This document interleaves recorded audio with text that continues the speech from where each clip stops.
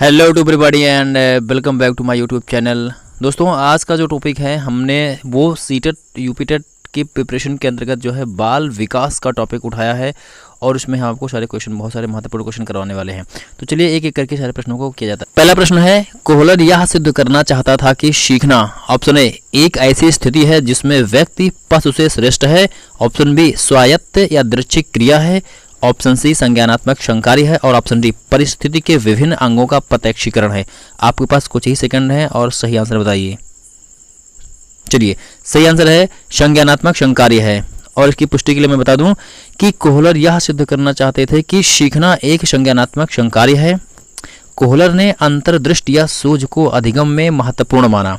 निसंदेह सूझ की प्रक्रिया एक संज्ञानात्मक प्रक्रिया है जो समस्या का संज्ञानात्मक समाधान प्रस्तुत करके सीखने की प्रक्रिया को अत्यधिक सरल, सहज तथा उद्देश्यपूर्ण बनाती है। कहने का मतलब कि यह वह प्रक्रिया है जो अत्यधिक सरल, सहज और उद्देश्यपूर्ण मानी जाती है। ठीक है, अगला प्रश्न है किसी भी नई भाषा को सीखने के लिए कहाँ से प्रारंभ किया जाना चाहिए। ऑप्शन ए है अक्षरों व शब्दों के मध्य साहचर्य से, ऑप्शन बी वाक्यों के निर्माण से, ऑप्शन सी शब्दों के निर्माण से और ऑप्शन डी उपयुक्त में से कोई नहीं। तो आज जो है आपके पास कुछ सेकंड हैं, आप सही आंसर बताइए कि इसमें से कौन सा सही विकल्प है। चलिए मैं बता दे रहा हूँ, इसमें से सही विकल्प है ऑप्शन ए अक्षरों व शब्दों के मध्य साहचर्य से। जी हाँ, और इसकी पुष्टि के लिए मैं बता दूं कि जो है किसी नई भाषा को सीखने के लिए अक्षरों व शब्दों के मध्य साहचर्य से प्रारंभ किया जाना चाहिए। देखिए, क्योंकि भाषा सीखने की प्रक्रिया क्रमिक रूप से होती है, यानी कि बालक जो है पहले अक्षरों, फिर शब्दों और अंत में वाक्यों को सीखता है। अतः इनके मध्य साहचर्य होना अति आवश्यक है। चलिए इसी क्रम में मैं अगला प्रश्न जो है स्क्रीन पर दिखा रहा हूँ। देखिए, इसमें अगला प्रश्न है कि समावेशी कक्षा में किस प्रकार का या के छात्र शामिल होते हैं। ठीक है, इसमें ऑप्शन है केवल विशिष्ट छात्र, ऑप्शन बी सामान्य और विशिष्ट छात्र, ऑप्शन सी केवल सामान्य छात्र और ऑप्शन डी बहुभाषी और प्रतिभाशाली छात्र। तो आपके पास कुछ सेकंड है, आप जो है सही आंसर बता सकते हैं। चलिए, सही आंसर क्या है? सही आंसर है ऑप्शन बी सामान्य और विशिष्ट छात्र दोनों। जी हाँ, ये जो है सामान्य और विशिष्ट। देखिए, मैं इसकी पुष्टि कर दे रहा हूँ। इसमें देखिए कि समावेशी कक्षा में सामान्य और विशिष्ट दोनों प्रकार के छात्र अध्ययन करते हैं।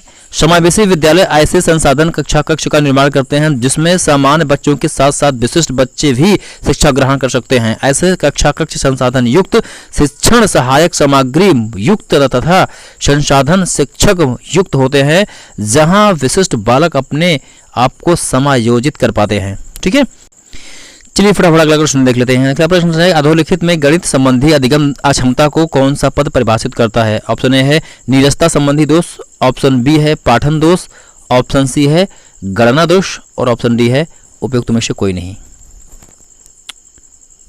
आपके पास कुछ सेकंड हैं।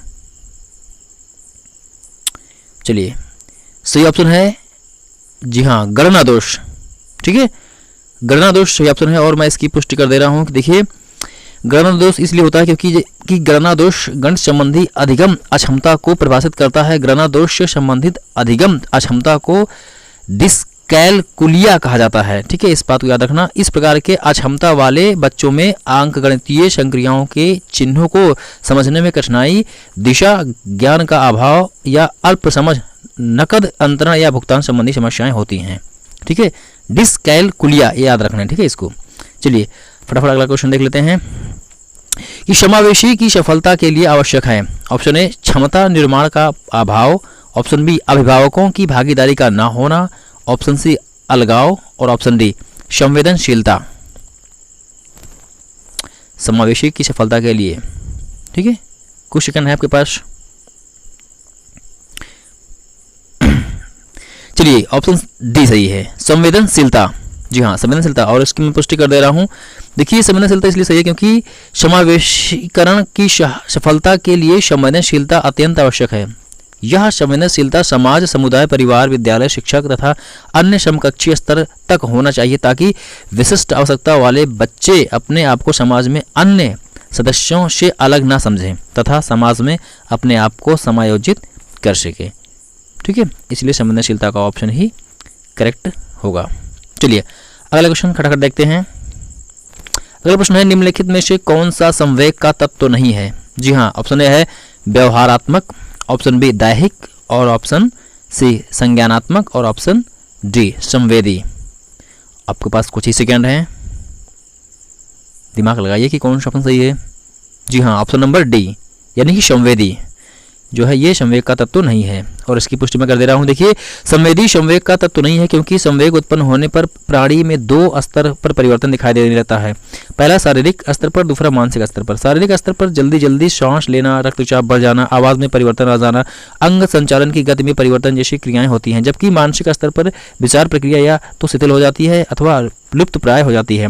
दूसरी ओर संवेदी क्रियाओं पर संवेग का कोई प्रत्यक्ष प्रभाव नहीं पड़ता, इसलिए जो है संवेदी जो है संवेग का तत्व नहीं है। क्लियर हुआ? अगला क्वेश्चन देखते हैं। अगला प्रश्न है कि संज्ञानात्मक क्षेत्र का सही क्रम है। ऑप्शन ए ज्ञान, अनुप्रयोग, अवबोध, विश्लेषण, संश्लेषण, मूल्यांकन। ऑप्शन बी मूल्यांकन, अनुप्रयोग, विश्लेषण, संश्लेषण, अवबोध, ज्ञान। और ऑप्शन सी मूल्यांकन, संश्लेषण, विश्लेषण, अनुप्रयोग, अवबोध, ज्ञान। और ऑप्शन डी ज्ञान, अवबोध, अनुप्रयोग, विश्लेषण, संश्लेषण और मूल्यांकन। जी हाँ, सही आंसर क्या है? डी ज्ञान, अवबोध, अनुप्रयोग, विश्लेषण, संश्लेषण तथा मूल्यांकन। और मैं इसकी पुष्टि कर दे रहा हूँ। देखिए, इसकी पुष्टि मैं बता दूं कि जो है बेंजामिन एस ब्लूम ने शिक्षण के उद्देश्यों को 3 क्षेत्रों में विभाजित किया।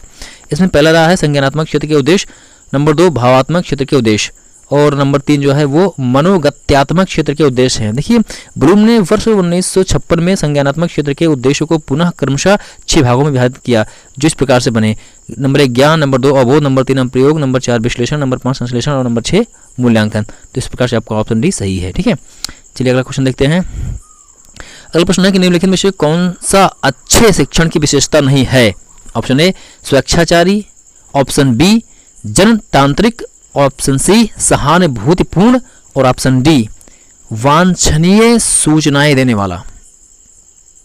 देखिए, अच्छे शिक्षक की विशेषता नहीं है, ध्यान दीजिएगा। आपके पास कुछ सेकंड हैं। जी हाँ, ऑप्शन ए स्वेच्छाचारी ये जो है विशेषता नहीं है। चलिए मैं इसकी पुष्टि कर दे रहा हूं।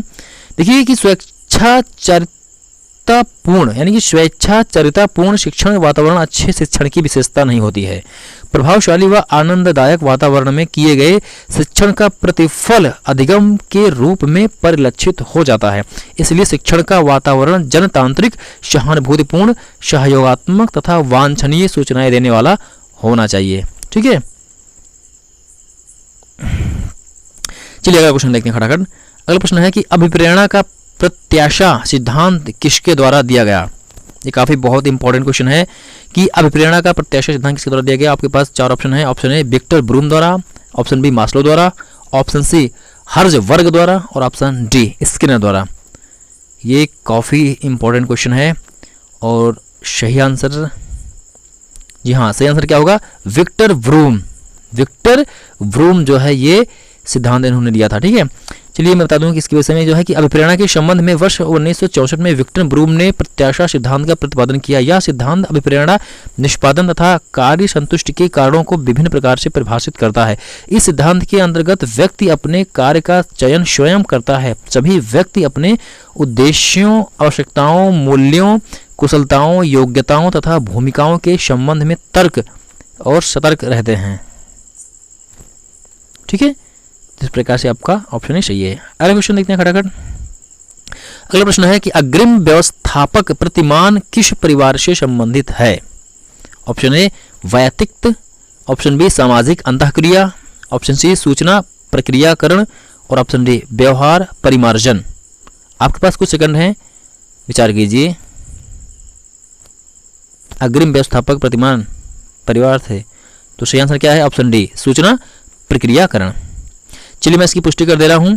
देखिए, ब्रूस और जोयस तथा मार्शवेल ने अपनी पुस्तक मॉडल ऑफ टीचिंग में शिक्षण प्रतिमानों को 4 भागों में बांटा है। इसमें पहला है अंतः प्रक्रिया स्रोत, और नंबर 2 है सूचना प्रक्रियाकरण, नंबर 3 व्यक्तिगत स्रोत प्रतिमान और नंबर 4 व्यवहार परिवर्तन स्रोत प्रतिमान।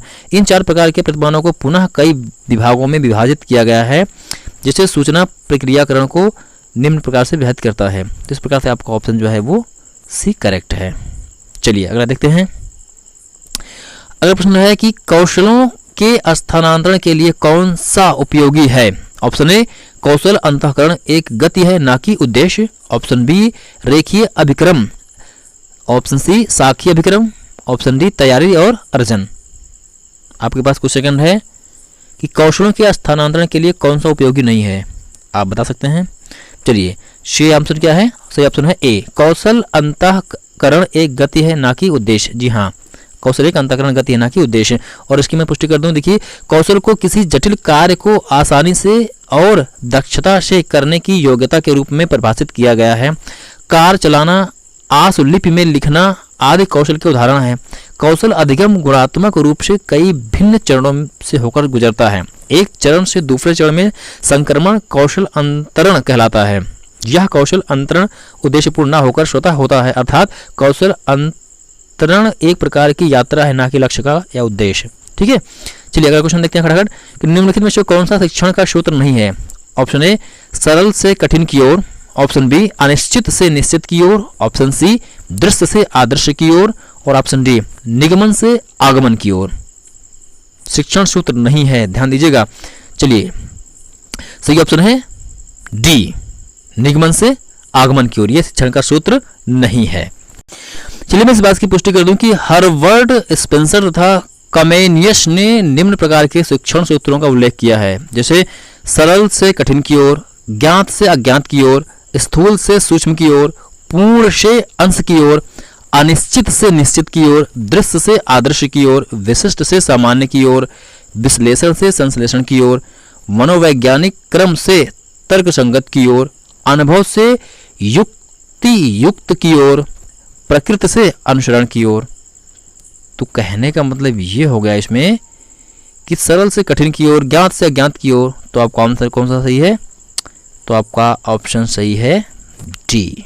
ठीक है, देखिए हार्वर्ड, स्पेंसर तथा कमेनियस ने जो है इस प्रकार का जो है उद्देश्य दिया था। ठीक है, चलिए अगला क्वेश्चन देखते हैं खटाखट। अगला प्रश्न है कि सूक्ष्म शिक्षण चक्र का प्रथम पद होता है। ऑप्शन ए प्रतिपुष्टि, ऑप्शन बी शिक्षण, ऑप्शन सी योजना बनाना और ऑप्शन डी प्रस्तावना। आपके पास कुछ समय है कि आप सूक्ष्म यानी कि माइक्रो टीचिंग जो होती है उसका प्रथम यानी फर्स्ट स्टेप जो है बताना है। चलिए ऑप्शन सी योजना बनाना, माइक्रो टीचिंग का फर्स्ट स्टेप क्या होता है? योजना बनाना। ठीक है, चलिए मैं इसकी पुष्टि कर दूं। देखिए कि A.W. एलन को सूक्ष्म शिक्षण का जन्मदाता माना जाता है।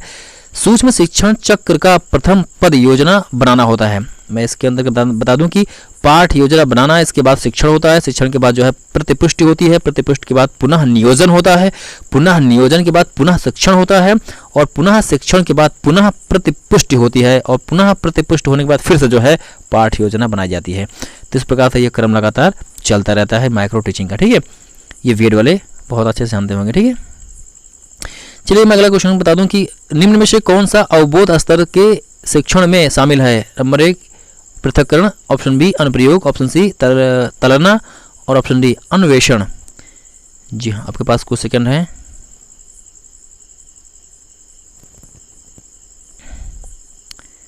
और सही आंसर क्या है? सही आंसर है डी अन्वेषण। ठीक है, अन्वेषण जो है वो अवबोध स्तर के शिक्षण में शामिल है। ठीक है, चलिए मैं इस बात की पुष्टि कर दे रहा हूँ कि देखिए बोध स्तर पर शिक्षण व्यवस्था को निम्नलिखित सोपानों में विभाजित किया गया है।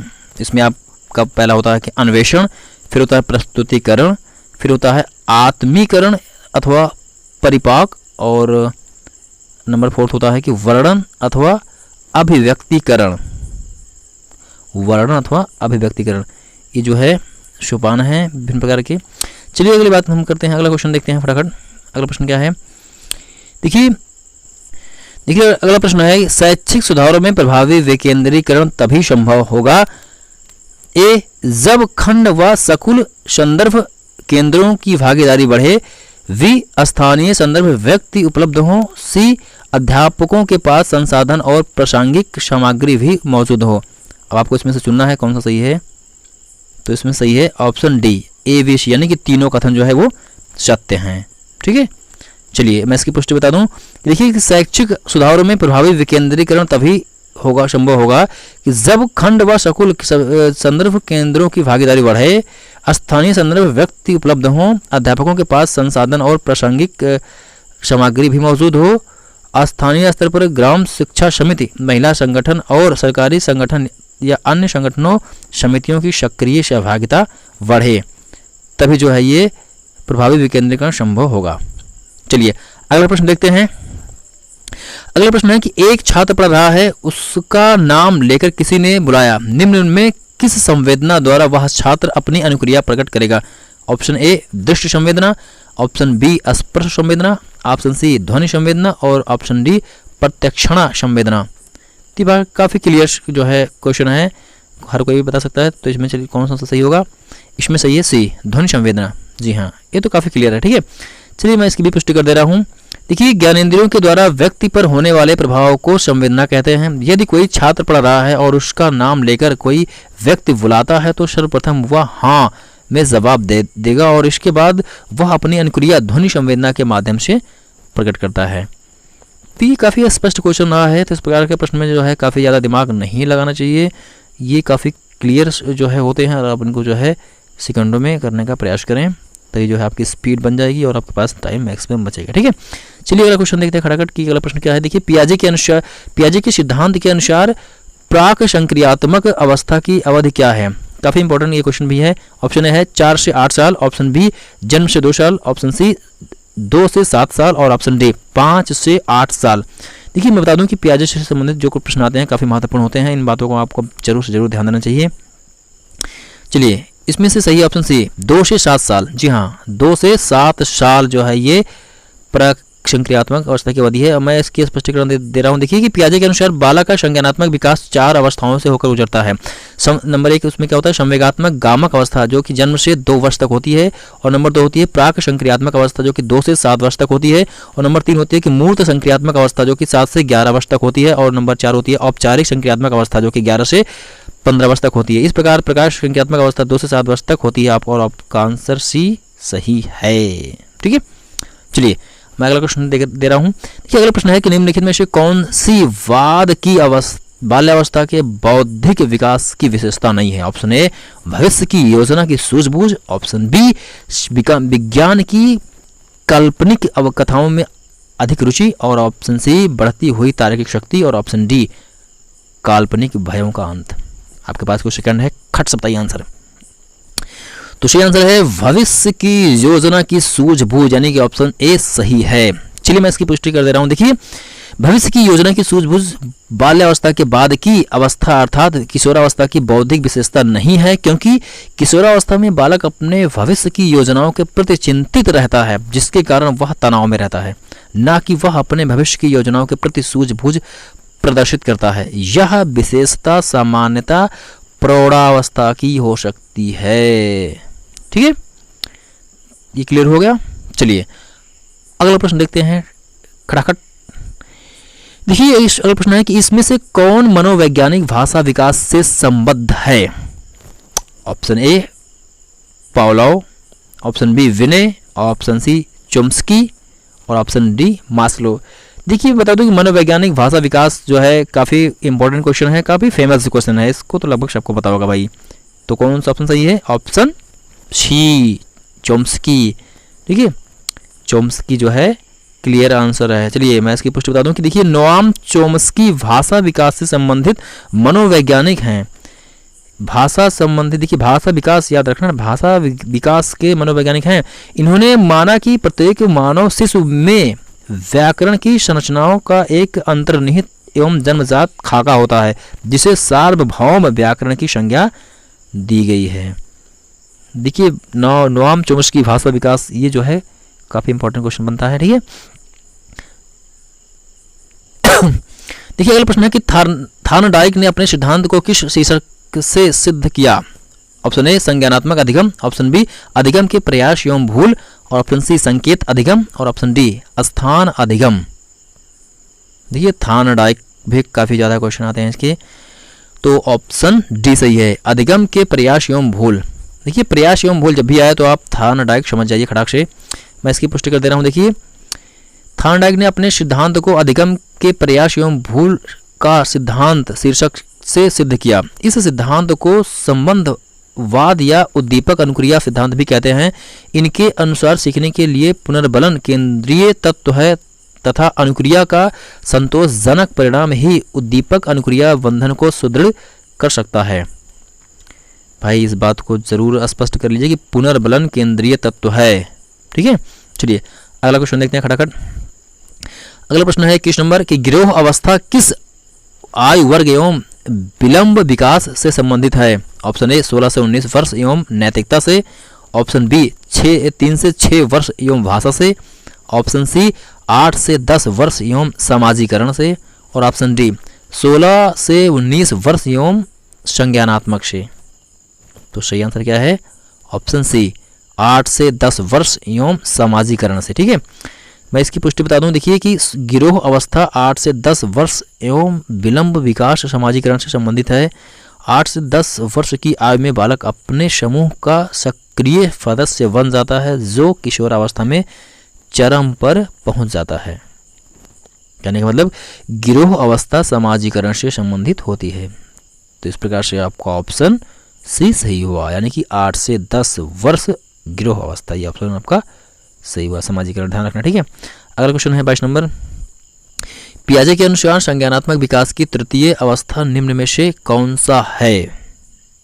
ऑप्शन ए है औपचारिक संक्रिया अवस्था, ऑप्शन बी पूर्व संक्रिया अवस्था, ऑप्शन सी मूर्त संक्रिया अवस्था, और ऑप्शन डी संवेदनात्मक गामक अवस्था। फटाफट आंसर बताइए।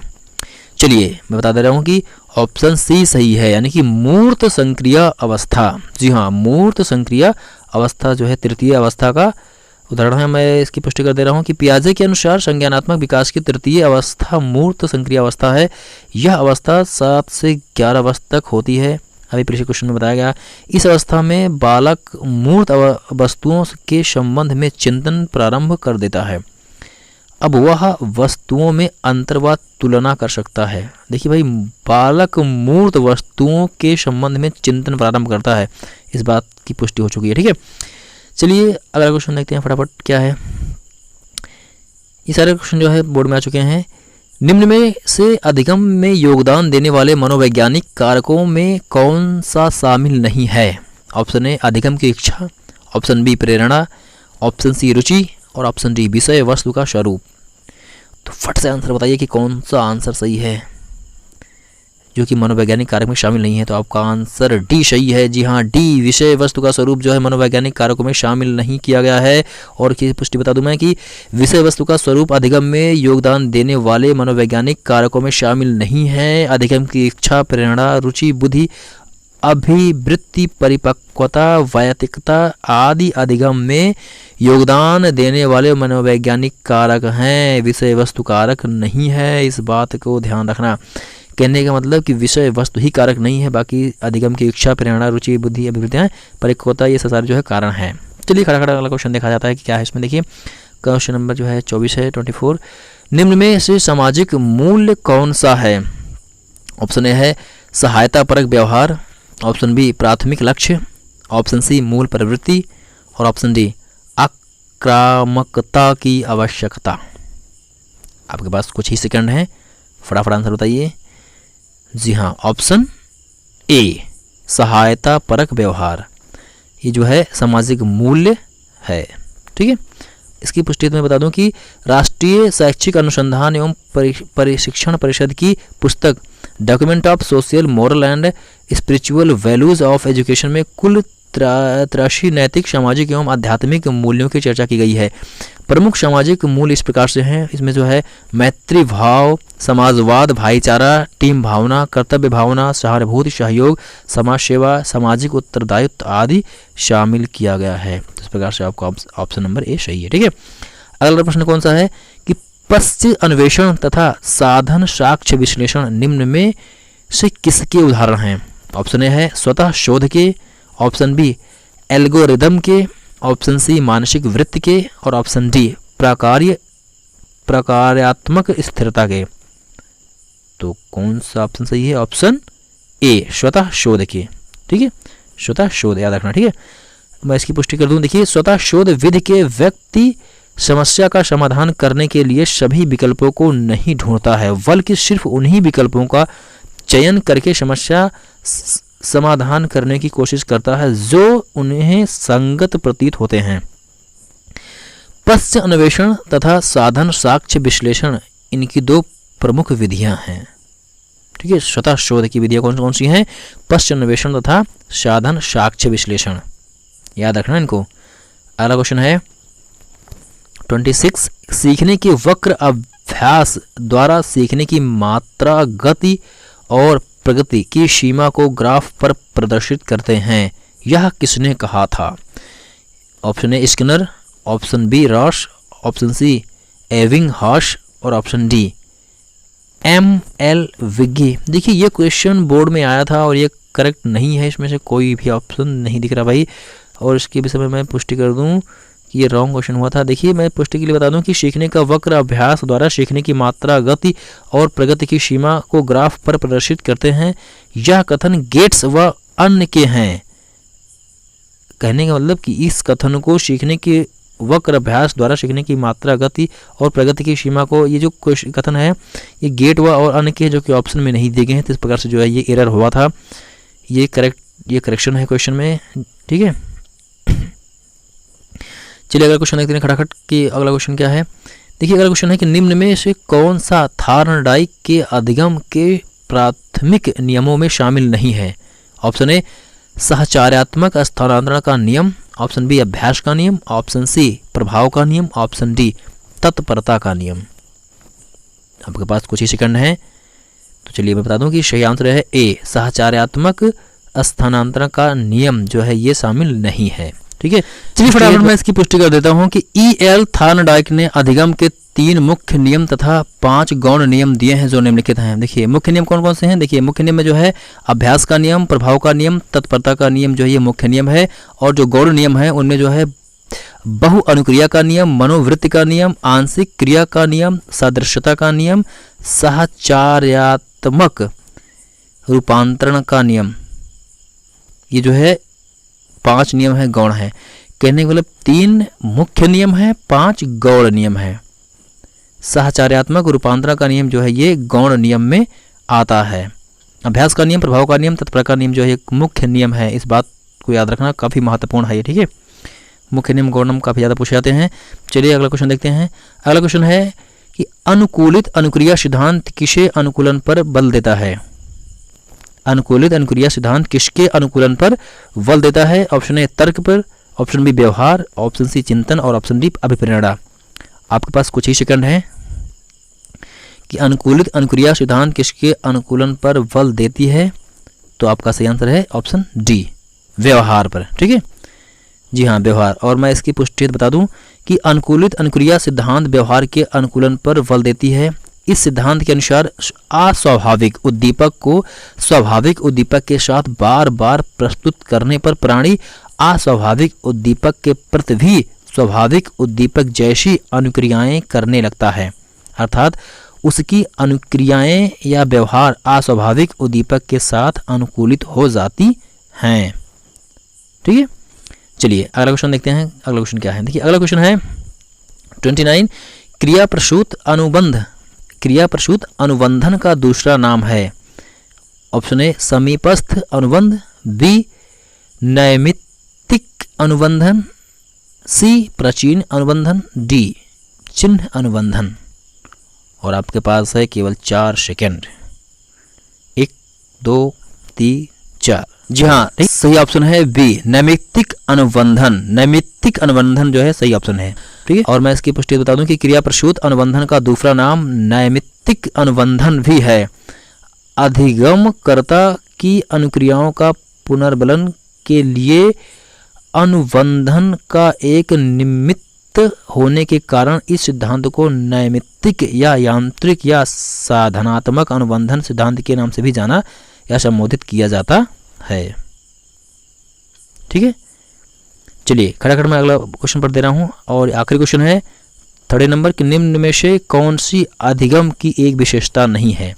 ऑप्शन ए अधिगम का अवलोकन प्रत्यक्ष रूप से किया जा सकता है। ऑप्शन बी अधिगम व्यवहार में अपेक्षाकृत अस्थायी परिवर्तन है। ऑप्शन सी अधिगम प्राणी की अभिवृद्धि है। और ऑप्शन डी अधिगम एक लक्ष्य मुक्त प्रक्रिया है। तो सही आंसर है आपका ऑप्शन ए, अधिगम का अवलोकन प्रत्यक्ष रूप से किया जा सकता है। और इसकी पुष्टि मैं बता दूं कि योकम एवं सिम्पसन के अनुसार सीखने की सामान्य विशेषताएं निम्नलिखित हैं। इनमें से पहली है अधिगम अभिवृद्धि है, यानी कि अधिगम क्या है, ग्रोथ। और अधिगम समायोजन है, अधिगम लक्ष्योन्मुखी प्रक्रिया है, अधिगम व्यवहार में अपेक्षाकृत अस्थायी परिवर्तन है, अधिगम विवेकपूर्ण व सृजनशील है, अधिगम व्यक्तिगत व सामाजिक दोनों है, अधिगम अनुभवों का संगठन है, अधिगम क्रियाशील है। इस प्रकार से जो है योकम एवं सिम्पसन के अनुसार सीखने की सामान्य विशेषताएं जो है दी गई हैं। कहने का मतलब कि अधिगम का अवलोकन प्रत्यक्ष रूप से किया जा सकता है। तो इस प्रकार से दोस्तों आज का ये 30 क्वेश्चन काफ़ी महत्वपूर्ण क्वेश्चन किए थे जो कि सारे एग्जाम में पूछे जा चुके हैं। सारे क्वेश्चन जो है एग्जाम में आ चुके हैं, इनका बस केवल आपको रिवीजन करना है। रिवीजन करके आप जो है अपने आप को स्टेबल बनाएं और परफेक्ट बनाएं। तो thanks to watch the video. Bye bye, take care, be safe.